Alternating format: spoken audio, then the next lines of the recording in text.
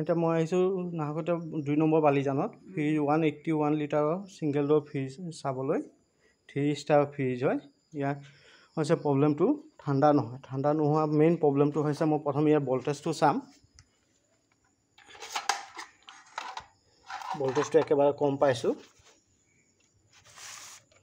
মিটাৰটো AC ভল্টত দি set কৰিলোঁ AC volt. এতিয়া চুইচটো দি voltage কিমান আছে ইয়াত দেখুৱাম। ইয়াত ভল্টেজ আছে 163।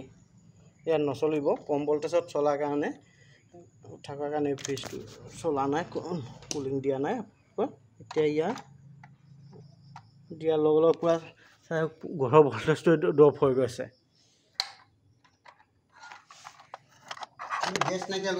নহয়, গেছ আপোনাৰ নাইকিয়া হোৱা নাই। আপোনাৰ হৈছে 1 নম্বৰ বাইদেউ এইটো চাওঁ, এইটো আপোনাৰ অইল পিটো চেঞ্জ কৰা হৈছিলে। এইটো অইল পিটো জ্বলি আছিলে, জ্বলি থকাৰ কাৰণে যেতিয়া আপোনাৰ ভল্টেজটো থাকে মেচিন কণ্টিনিউ নচলাৰ কাৰণে মেচিন টিপ মাৰি দিয়ে, তেতিয়া ঠাণ্ডাটো কম হয়।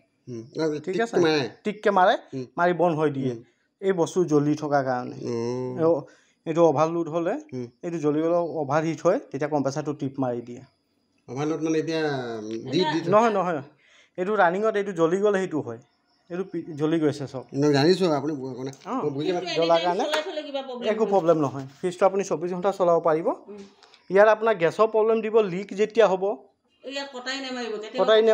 বহুতে আইচবক্স কটাই লিক যেতিয়ালৈকে শেষ নহ'ব, লিক নহ'ব তেতিয়ালৈকে আপোনাৰ গেছৰ প্ৰব্লেম নিদিয়ে। ইয়াত কিছুমানে কটাৰী মাৰি দিয়ে যে, এই কটাৰী ব্যৱহাৰ কৰিব নালাগে। ইয়াত কটাৰী মাৰিলে হেৰি হয়, গেছটো লাইফ টাইম যেতিয়ালৈকে আপোনাৰ লিকেজ নহয় তেতিয়ালৈকে আপোনাৰ গেছ শেষ নহয়। এনেই এতিয়া মই যেতিয়া আপোনাৰ চালোঁ আপোনাৰ একটো ভল্টেজ ড্ৰপ আছে আৰু অভাৰলোডটো আপোনাৰ টিপ কৰি আছে। অইল পিটো মই নতুন বহাই দিছোঁ, খালি এইটো ভল্টেজত আপোনাৰ ষ্টাৰ্ট নহ'ব। 160 আছে, মোটামুটি 200-220 ভল্টেজ লাগে।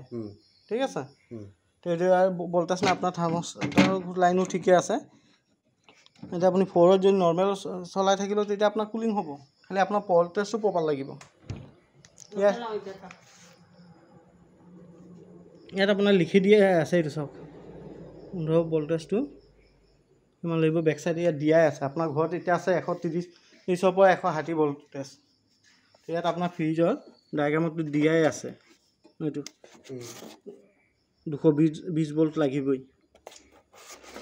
ঠিক আছে, ভল্টেজ নাহিলে নচলিব। এতিয়া যোনটো ভল্টেজ আছে 160-150ত আছে। ঠিক আছে, টানিব পৰা নাই। লাইনটো যদি প্ৰপাৰলি আপোনাৰ ভল্টেজটো নাপায় সি ফুল ৰানিং নহ'ব। কি গেছ চাৰ্কুলেশ্যন কৰিব লাগে। কম্প্ৰেচাৰটো যেতিয়া চলাৰ পিছতে আপোনাৰ পিষ্টনে গেছ চাৰ্কুলেশ্যন কৰিব। পিষ্টনৰ গেছটো কৰাৰ পিছত ওপৰলৈ চাৰ্কুলেশ্যন হৈ আপোনাৰ গেছ ফিল্টাৰ, তাৰপিছতে ঠাণ্ডাটো আহিব। নচলে, ছেইম হৈছে আপোনাৰ। এতিয়া আপোনাৰ মেইন ভল্টেজটো নাই। বেলেগ ফ্ৰিজত আপোনাৰ একো প্ৰব্লেম নাই দেই। প্ৰব্লেম সেইটো আপোনাৰ অইল পিটোতে আছিলে, বেলেগ একো প্ৰব্লেম নাই। ঠিক আছে, আপোনাৰ বাকী চব বস্তু ঠিকে আছে। মই আপোনাৰ এই অভাৰলোডটো এইটো চাওক, অইল পিটো জ্বলি আছে। আপোনাৰ অইল পিটো জ্বলি থকাৰ কাৰণে যেতিয়া ভল্টেজটো থাকিব তেতিয়া আপোনাৰ কম্প্ৰেচাৰটো টিপ মাৰি দিয়ে। টিপ মাৰি অলপ চলিয়ে বন্ধ হৈ যায়। সেইটো কাৰণটো হৈছে আপোনাৰ এইটো অভাৰলোডটোৱে টিপ মাৰি দিয়াৰ কাৰণে বন্ধ হৈ যায়। ই জ্বলি গৈছে, জ্বলাৰ কাৰণে অভাৰ হিট হৈ যায়। যেতিয়ালৈকে ঠাণ্ডা নহয় তেতিয়ালৈকে আকৌ কম্প্ৰেচাৰ ষ্টাৰ্ট নলয়। ষ্টাৰ্ট ল'ব, আকৌ 10-15 মিনিট চলাৰ পিছত আকৌ বন্ধ হৈ যাব। ঠাণ্ডা প্ৰপাৰলি নিদিয়ে। সেইটো কাৰণটো আপোনাৰ গেছত নহয়, এই অইল পিটোৰ হয়। ঠিক আছে,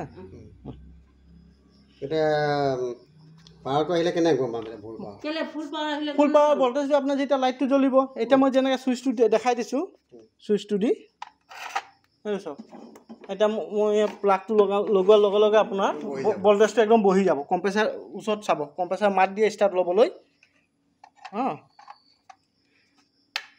এইটো চাওক, আপোনাৰ ঘৰৰ লাইটটো বন্ধ হৈ গৈছে, ভল্টেজ একেবাৰে নাই। এইটো ভল্টেজত আপোনাৰ ফ্ৰিজ নচলে। ওলোটাই এইটো ভল্টেজত আপুনি চুইচ দি থ'ব, আপোনাৰ কম্প্ৰেচাৰ বেয়া হোৱাৰ চান্স থাকিব, ৰিলে বেয়া হোৱাৰ চান্স থাকিব। এনেকৈ ভল্টেজ হ'লে তেতিয়া নচলাব।